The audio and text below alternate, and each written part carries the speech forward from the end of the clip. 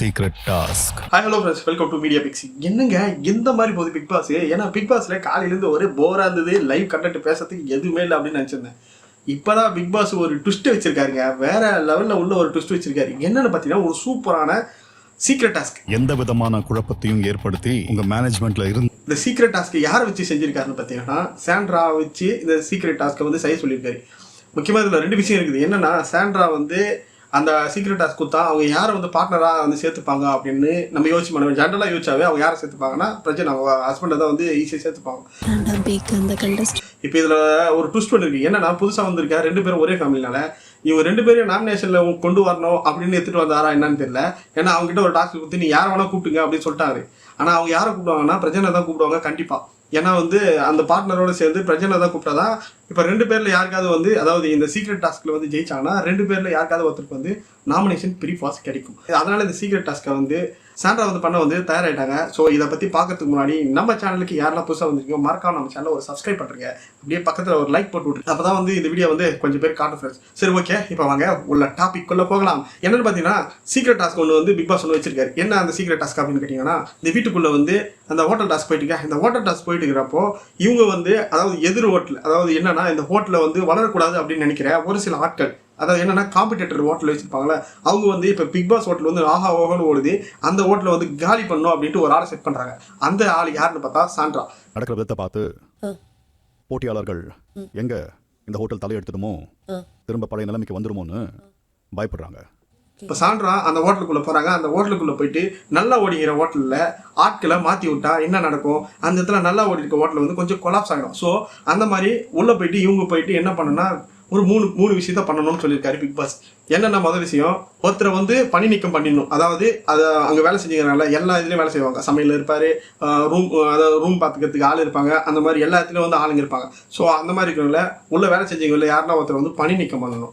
அப்படி இல்லைன்னா பணிமாற்றம் பண்ணணும் யாருன்னா ஒருத்தர். அப்படி இல்லைன்னா ஒரு ஹெட்டை வந்து பணி நீக்கம் பண்ணணும். இந்த மூணுத்துல ஏதாவது ரெண்டு பண்ணால் சாண்ட்ராக்கு என்ன பெனிஃபிட்னு பார்த்தீங்கன்னா அவங்களுக்கு வந்து ஃப்ரீ நாமினேஷன் பாஸ் வந்து அடுத்த வாரத்துக்கு தரப்படும். ஏன்னா இந்த வாரத்தில் வந்து அவங்க நாமினேட் ஆகலை, அடுத்த வாரத்துக்கு வந்து ஃப்ரீ பாஸ் வேணும்னா இவங்க இந்த டாஸ்க்கு ஜெயிச்சாங்கன்னா கண்டிப்பாக கிடைக்கும். ஸோ இந்த மாதிரி ஒரு பெரிய ட்விஸ்ட்டை வச்சிருக்காரு. ஏன் இதை சாண்ட்ரா கிட்ட சொன்னார், அமித் கிட்ட சொல்ல, இல்லை கேப்டன் ஆகிறவங்க கிட்ட வந்து சொல்லலை அப்படின்னு பார்த்தீங்கன்னா சாண்ட்ராவும் பிரச்சனை வந்து ஒரே ஃபேமிலியாக, அதாவது ரெண்டு பேரும் ஒன்றா உள்ள வந்திருக்காங்க. ஸோ இப்போ இவங்க ரெண்டு பேரும் வந்து இந்த டாஸ்க்கை வின் பண்ணால் பரவாயில்ல அப்படியே இருக்கட்டும்னு விட்டுலாம். சப்போஸ் ரெண்டு பேரில் யாருன்னா ஒருத்தர் வந்து அதாவது இந்த டாஸ்க் வந்து பண்ணலாம், ரெண்டு பேருமே வந்து டைரக்ட் நாமினேஷனுக்கு போயிடுவாங்க.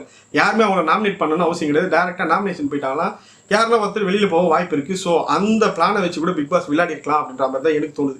ஏன்னா இப்போ நார்மலாக போயிட்டுக்கல இந்த ஹோட்டல் டாஸ்க்கை வேற லெவலில் மாற்றுறதுக்கு தான் பிக் பாஸ் இந்த மாதிரி பண்ணியிருப்பாருன்னு எனக்கு தோணுது. ஏன்னா இந்த மாதிரி போனால் தான் கொஞ்சம் இன்ட்ரெஸ்டாக இருக்கும். இப்போ அவங்க என்ன பண்ண போகிறாங்க அப்படின்ற ஆர்வத்தோடு நம்ம இருக்கும். ஏன்னா இப்போ இந்த ஹோட்டல் டாஸ்கில் நார்மலாக போகிறாங்க, அதாவது இப்போ வந்திருக்காங்கல்ல தீபக்கு மஞ்சரி மட்டும் தான் இப்போ உள்ளே இருக்காங்க, காலையில் வந்து பிரியாக்கா போயிட்டாங்க. ஸோ அப்படி இருக்கிறப்போ இப்போ உள்ளே இருக்கிறவங்க வந்து இவங்க ரெண்டு பேரும் மட்டும் வெறும் சாப்பாடு மட்டும் தான் எனக்கு தெரிஞ்சு வந்து அவங்க வந்து பெருசாக வந்து பெரிய விஷயமா வந்து எதுவுமே சொல்லவே இல்லை. என்னன்னா அந்த சாப்பாடை மட்டும் தான் அவங்க கேட்குறாங்க, அதை மட்டும் செஞ்சு கொடுத்துருக்காங்க, அதெல்லாம் பண்ணிட்டு இருக்கிறாங்க. அவங்களும் வந்து பெருசாக ஏதோ ஒரு டாஸ்க் இருக்கிற மாதிரி நம்மளுக்கு தெரியல. ஸோ ரொம்ப போராக அந்த லைவ், அதனால நான் லைவ் பேசவே இல்லை. இப்போ தான் வந்து அந்த டாஸ்க்கான அதாவது இந்த சீக்ரெட் டாஸ்க்கான ப்ரோமோ வந்து ஸோ அதை பற்றின டீட்டெயில் தெரிஞ்சதுக்கப்புறம் நம்ம பேசலாம்னு வெயிட் பண்ணால் இப்போ தான் நம்மளுக்கு எல்லாமே தெரிஞ்சுது. அந்த சீக்ரெட் டாஸ்க்கில் வேற லெவலில் சம்பவத்தை வந்து பண்ணி வச்சிருக்காரு பிக் பாஸ். ஸோ இதே மாதிரி இன்னொரு விஷயம் இருக்குது. என்னென்னு பார்த்தீங்கன்னா நேற்று ஒரு ப்ராங்க் பண்ணாங்களா, சண்டை மாதிரி ஒரு ப்ராங்க் பண்ணாங்களா, அந்த ப்ராங்க் வந்து இப்போ ரிவீல் பண்ணிட்டோமா அப்படின்னு வந்து பிக் பாஸ் கிட்ட கேட்டாங்க. ஆனால் பிக் பாஸ் என்ன சொன்னார்னா நீங்கள் ஆரம்பிச்சு விட்டீங்க, நான் முடிச்சு வைக்கிறேன் அப்படின்ற மாதிரி சொல்லிட்டாரு. ஏன்னா எனக்கு தெரிஞ்சு வந்து இப்போ வந்து ரிவீல் பண்ணாங்கன்னா கண்டிப்பாக வந்து பெருசாக அடி அவங்களுக்கு. ஏன்னா இந்த ஹோட்டல் டாஸ்க் போயிட்டு இருக்கும்போது நிறைய பேர் சண்டை பண்ணாங்கன்னா இந்த ஹோட்டல் டாஸ்க் நாஸ்தியாகும். ஸோ அதனால வந்து இப்போ அவங்க ரிவீல் பண்ண மாட்டாங்க. பிக் பாஸ் வந்து நான் பார்த்துக்கிறேன் அப்படின்னாருன்னா கண்டிப்பாக வந்து சாட்டர்டே வந்து விஜய் சேதுபதி மூலியமாக தான் அதை சொல்லுவாங்கன்னு நினைக்கிறேன். அதே நேரத்தில் இன்னொரு பிராங்க் வந்து பண்ண போகிறாங்க. அப்படி என்ன பிராங்க்னு பார்த்தீங்கன்னா ஏற்கனவே வந்து கமருதீன் வந்து பிரவீன் ராஜ் அடிச்சிருந்தார்ல, பிரவீன் ராஜ் கீழே வந்தார். ஸோ அதே வந்து இப்போ ரிவர்ஸில் பண்ண போகிறாங்க. இப்போ பிரவீன் ராஜ் வந்து கமருதீன் அடிப்பார். ஸோ இப்போ ரெண்டு பேரும் ஆளுக்கு ஒரு அடி, இவர் ஒரு அடி அவர் ஒரு அடி, இப்போ ஆளுக்கு ஒரு அடி ஆச்சா சமமாயிடுச்சுல்ல. ஏன்னா இப்போ வந்து என்னன்னா கமருதீன் அடித்து பிரவீன் ராஜ் கீழே விட்டார், இப்போ வந்து கமருதீன் ஜெயிச்சிட்டார். ஆனால் அந்த மாதிரி இருக்கக்கூடாதுல்ல. இப்போ பிரவீன் ராஜ் அடித்து கமருதீன் கீழே வேணும், இப்போ பிரவீன் ராஜ் ஜெயிச்சிடும். ஸோ ஆளுக்கு ஒரு அடி அடிச்சு கேமை க்ளோஸ் பண்ண பிளான் பண்ணியிருக்காங்க.